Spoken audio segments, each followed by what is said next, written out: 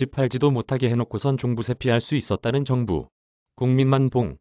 정부가 최근 종합부동산세 논란과 관련해 국민의 98%는 전혀 고지서를 받지 않아 무관하며 고지서를 받아든 납세 대상자에 대해서도 얼마든지 피할 수 있었다며 책임을 전가하는 발언을 해 논란이 일고 있다. 이호승 청와대 정책실장은 지난 24일 한 라디오 프로그램에 출연해 야당이 종부세를 두고 세금 폭탄 공세를 벌이는 것에 대해 폭탄이라는 용어는 예측이 불가능했다는 점을 부각한 표현이라며, 하지만 이번 종부세는 충분히 오래전부터 예고했고 피하려면 얼마든지 피할 길이 있었다. 폭탄이라고는 할 수 없다고 말했다. 이어 98%에 해당하는 대다수의 국민에게는 종부세 고지서가 아예 배달되지 않는다고 설명했다. 정부는 앞서 작년 7일 부동산 대책을 통해 종부세 최고세율을 6%로 인상한다고 밝혔다.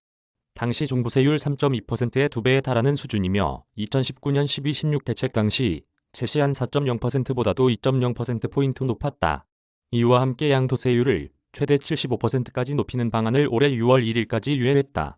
이 실장은 그러면서 1주택자의 경우 시세 16억 원 20억 원 주택을 보유한 사람들의 평균 종부세가 27만 원이다. 제 주변에 25억 원 27억 원 상당의 아파트를 12년간 보유한 분도 종부세 72만 원이 나왔다고 하더라라며 1주택자의 부담이 크지 않다는 점을 강조했다. 그는 2500cc급 그랜저 승용차 자동차세가 65만 원이라며 이런 상황에서 25억 원 아파트에 72만 원 세금을 부과하는 게 폭탄이라고 하기는 어렵지 않나라고 부연했다. 그러면서 세수 대부분이 상대적으로 취약지대인 지방에 우선 배분된다며 노블레스 오블리주를 실천하는 긍정적 측면으로 이해해달라고 당부했다.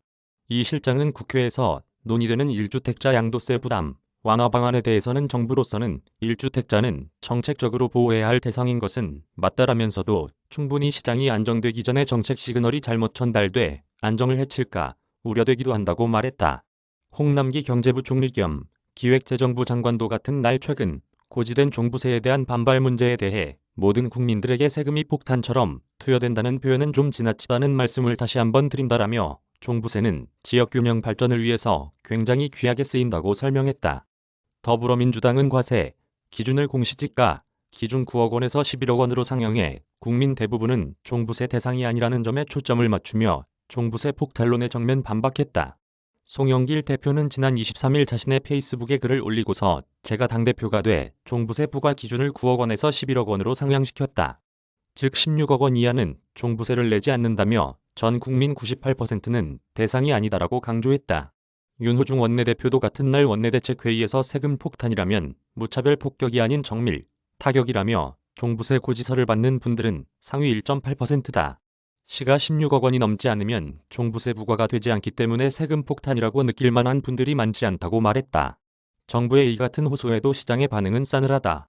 부동산 커뮤니티에서는 정부가 집값을 얼마든지 잡을 수 있었는데 일부러 집값을 올려놓고 국민들에게 책임을 전가한다. 종부세 피하려고 1주택자도 집을 팔아야 하나 빌라 현금 청산 당한다고 하는데 임대차 3법 때문에 세입자 동의 못 받아 팔지도 못했다. 절벽으로 밀어놓고 뛰어내리라는 게 피할 수 있었다는 것이냐 등 불만을 터뜨렸다.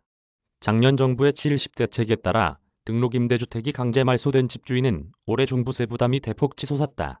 서울에서 아파트 2채를 10년 이상 임대사업 등록해놓고 보유했던 집주인 A씨는 작년 7.10 대책에 따라 등록임대가 말소된 뒤 1년 만에 13배 급등한 종부세 고지서를 받았다. 대한주택임대인협회는 주택 유형에 따른 임대사업자 제도 폐지와 다주택자에 대한 세 부담 상한 확대 등으로 A씨와 같은 피해 사례가 속출할 것으로 보고 있다. A씨와 같이 이번 연도 자진, 자동말소 임대주택 사업자는 국세청 추산 약 33,000명이다. 박상길 기자 이메일 주소